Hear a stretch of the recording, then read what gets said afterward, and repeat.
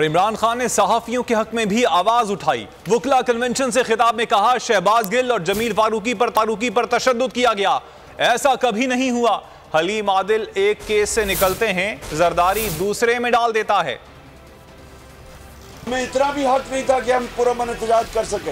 ऐसा जुल्म किया और उसके बाद मुसलसल कभी मीडिया के ऊपर क्रैकडाउन, अच्छे नामवर क्रेडिबल वो सहाफी जिनकी इज्जत है माशरे में, उनके ऊपर क्रैकडाउन। कभी इस तरह का जो खौफ जो शहबाज गिल से हुआ, जो उसके बाद वो जमील फारूकी वो एक नंगा करके लोगों को मारा गया, ऐसे कभी नहीं हुआ। जो ऑपोजिशन लीडर, सिंध का ऑपोजिशन लीडर हलीम आदिल शेख, जो उस तरह उससे किया जा रहा है, वो एक केस से निकलता है दूसरे केस में जरदारी डाल देता है, क्योंकि ये मुजरिम है, जरदारी माफिया है, ये शरीफ खानदान माफिया है, ये तो डेमोक्रेट्स ही नहीं है। और इसके लिए मुझे अपनी वकला बरादरी की जरूरत है। एक बार फिर नंबर 1